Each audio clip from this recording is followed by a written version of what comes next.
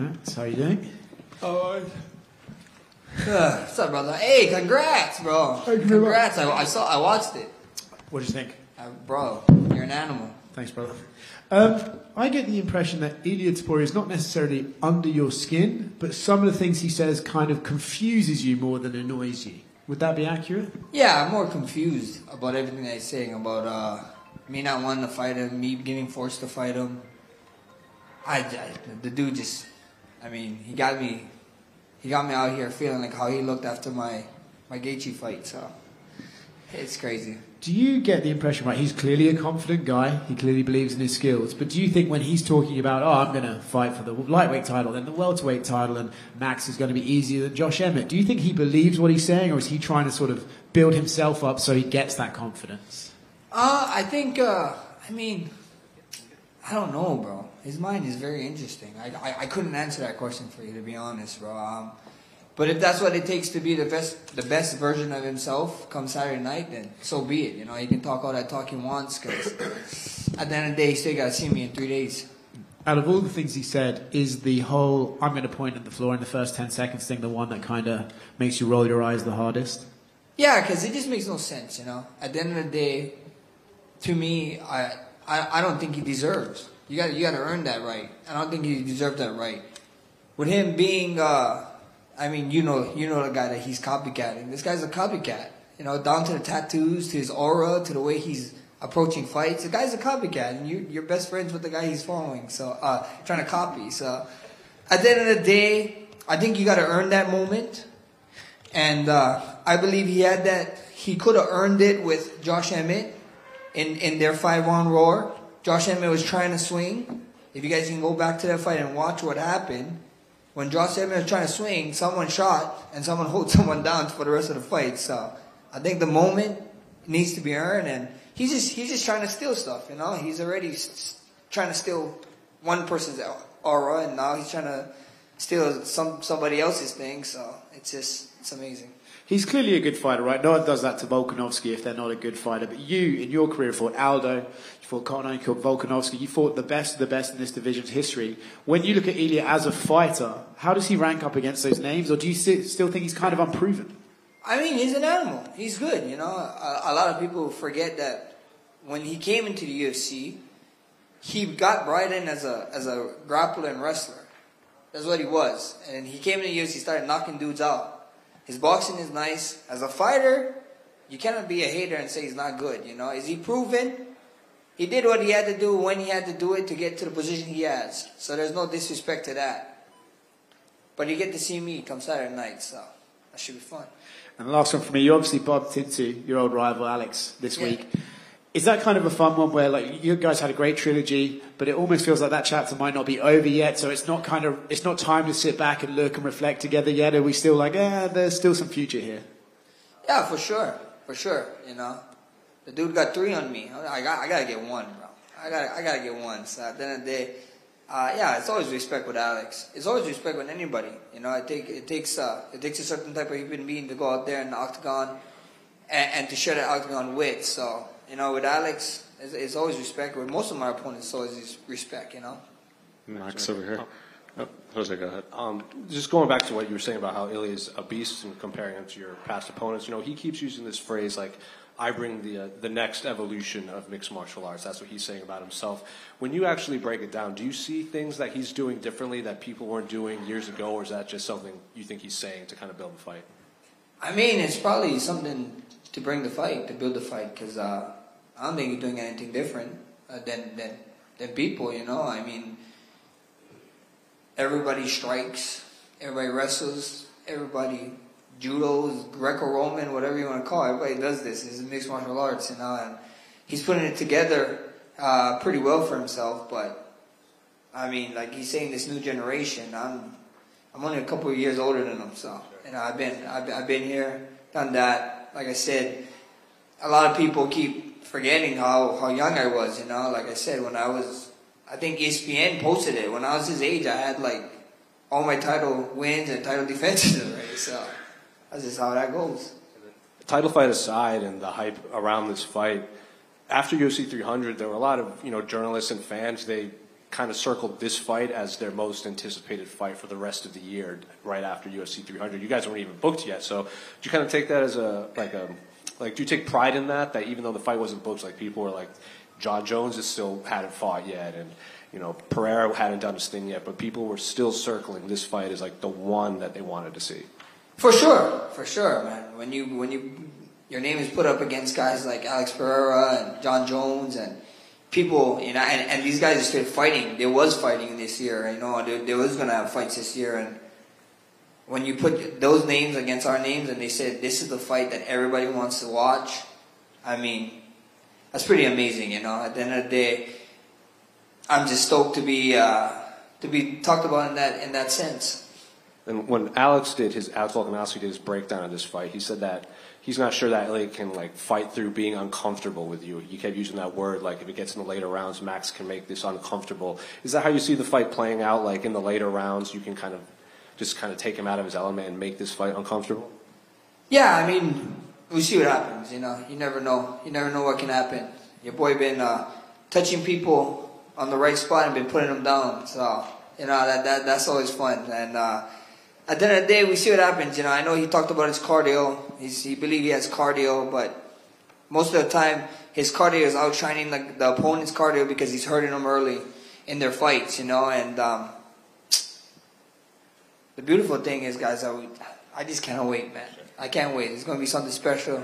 Tune in Saturday night. And last one for me. I'm sure you saw it, but Power Slap champ, Crazy Hawaiian, told the story about how you stepped up on him when he was a senior, when he was too high in class. Yeah. Is that how it actually played out? Brother, I was just trying to learn, bro. And I didn't say shut the hell up. I said some other words. And we had some other words. And I was training already. They knew who I was. He has a younger brother that was my friend. So I think that probably helped too. But I was just trying to learn, bro. Bro, please shut the hell up. And I was just like, bro, I'm in class. I'm trying to learn. Be quiet. And we know he was older. It's like, bro, you're down here for a reason. Shut up, I'm trying to learn in class. Leave me alone. Was he still that big at the time? Oh, bro, he was huge, bro. He was huge. Maybe a little bit smaller, but he's still big. And I was much smaller, bro. I was like a 135 or 125 or soaking wet. So that's crazy. Max, right here. So I was at the UAE Warriors event last night, and there was a Gracie member fighting on the card, and he was losing 2 rounds, and then the third, he pointed to the center of the cage, and then about 30 seconds later, he was butt scooting in that same area on the cage. I just wanted to get your thoughts on that, and can we set the record straight on how you're allowed to point to the middle and what circumstances allow this? I mean, everybody can point to the middle, bro. It is what it is, but what you're gonna do to the middle, if you're doing it because of the way I'm doing it, you cannot step back. You gotta go in there and step in the fire and throw. But who knows, bro? Some people they point it down and they shoot after. Maybe that's their secret move, or point it down and booty scooting now. So that's pretty cool. I'm curious, do you think this win, if you get this title back, will be more meaningful than the first time around, just given the time in between the title reigns and everything you've had to overcome to get back here? Never. I mean, I don't know for you guys, the way you guys look at my career, but personally, fighting a guy who I stood idolize and what he's doing, the dude is still fighting, bro. What the hell? Does he age? I mean, I saw somebody talking about how they might be lying on his age, and he's still moving like that. It's just crazy. And to fight the King of Rio in Rio, to win it the way I did, nothing's gonna ever top that moment for me.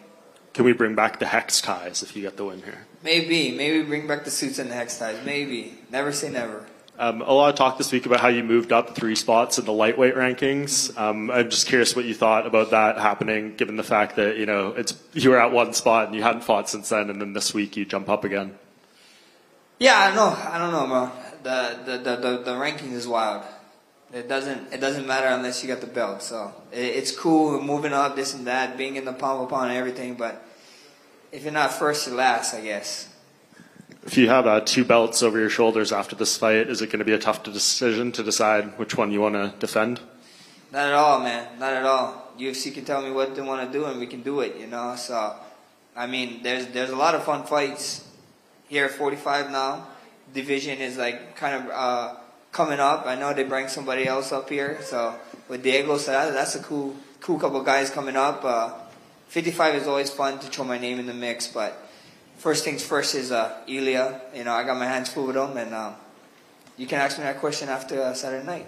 Yeah, I guess, going off that, you want to wait till after the fight. But Volkanovski, he really wants to fight in Australia, and he said, he wants you to win because he thinks you're more likely to go there and fight him in February. Do you think he's maybe on point with that analysis, at least, that you're more likely to take that fight there than Ilia? I mean, we see what happens. First things first is Ilia.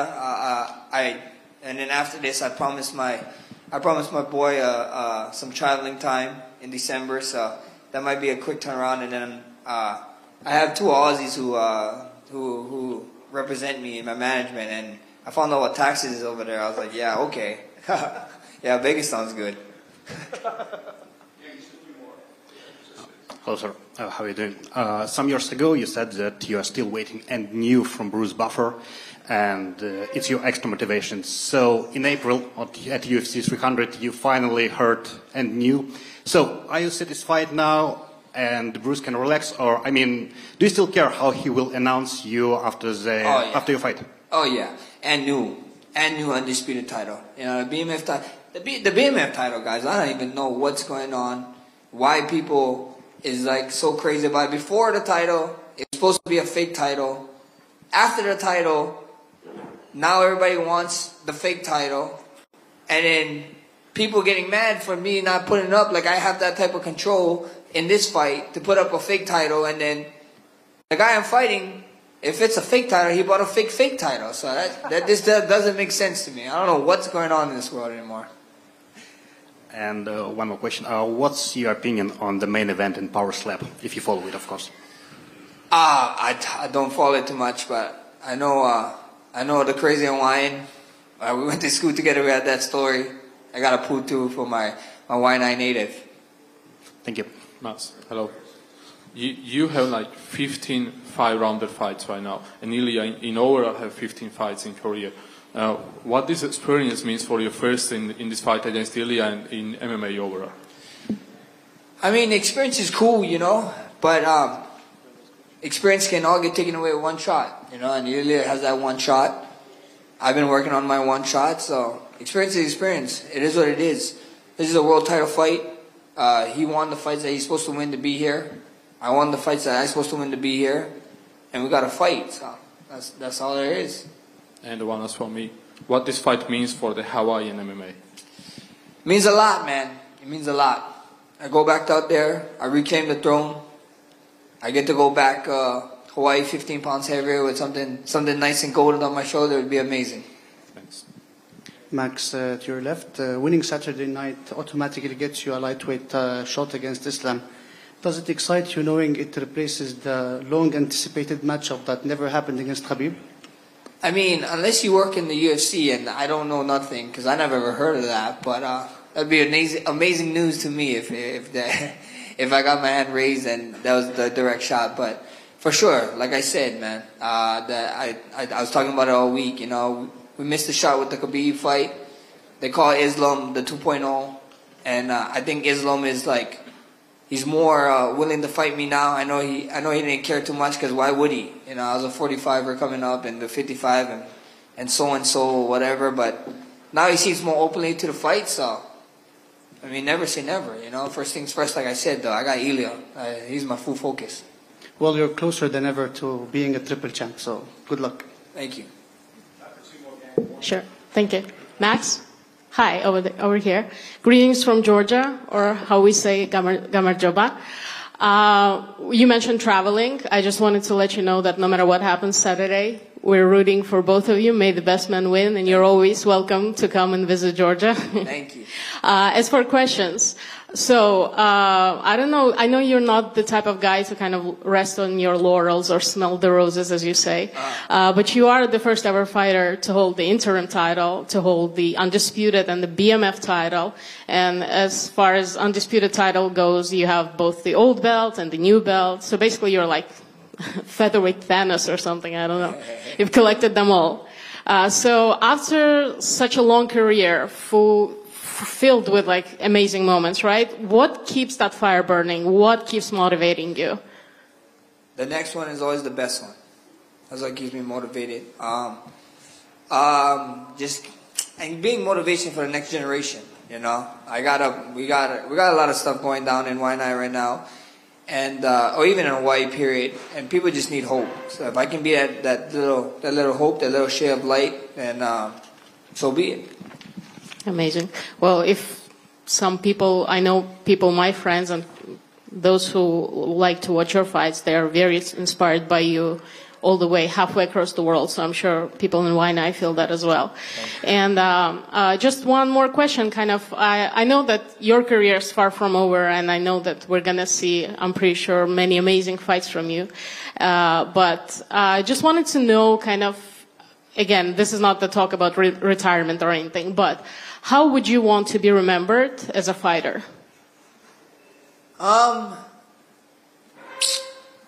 Actually, not even as a fighter. I just want to be remembered one of the greatest people. Just a great person.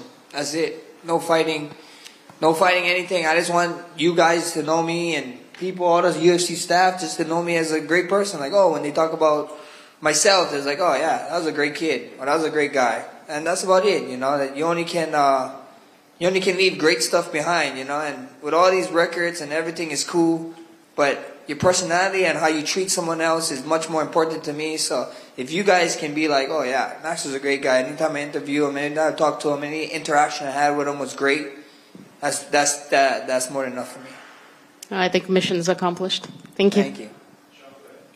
Max, right here. You're a guy that's always kind of taking care of yourself. You've limited to hard sparring and things like that. Just a question about Tua Tagovailoa recently. He's kind of come out and people have asked him, are you going to wear the Guardian cap? And they've talked about his health and things like that. And he said, I'm not going to wear it for personal reasons. Just wanted to get your thoughts on that and like younger guys in not only MMA but contact sports taking care of like their mental health and dealing with concussions and things like that. Yeah, I mean, Tua's Polynesian, bro. He's Hawaiian. So that there goes why he wants to do that. And he's an animal, bro. And I mean, bro, the dude is worth so much money. They got to be knowing what they're doing, you know. And the main thing I would say to what you're talking about is take care of your guys' brain. Try and find brain health. Learn about brain health and do the right things. You know, you only get one brain, guys. You only get one brain, and once that thing starts deteriorating, it's not like anything else where you can grow it back. So be smart. Go see specialists. Go see doctors. Go do research on your own brain health and take care of yourself, because at the end of the day, that's what it is. You know, you wanna be able. I don't want to be a vegetable when I grow older, especially with all these. Everybody keep talking to me about how much times you got hit and blah blah blah. Brother, I take brain health so serious. People will never know. After my career, maybe I'll talk about it and all this stuff that we've been doing. But take care of you guys' brains. Do you guys' homework. Get on it and be smart. Hey Max, back here. You spoke a little bit about the BMF belt, and let's be honest, you've given that belt real lineage now, especially with the performance that you put in against Gaethje. Another person who is pretty BMF in my opinion, Dan Ige, taking Lopez on 4 hours. What do you think of the idea of a Hawaiian v Hawaiian BMF? That'd be amazing, right? Two Hawaiians at the top of it, the pinnacle. Two warriors. I mean, it'd be cool. In Hawaii. In Hawaii, that's probably not going to happen. That's something that it's not a UFC problem with Hawaii, guys. It's a Hawaii problem. I don't know what's going on in Hawaii. I don't know why they give us so much hard times. When I had the belt and we had opportunities to do it, but it's an Hawaii thing, bro. It's a Hawaii thing. But the next big thing would be probably in Vegas. But with that, two Hawaiian fight for a BMF belt, I couldn't see something more fitting. That'd be funny. Best of luck, champ. Thank you. Thank you.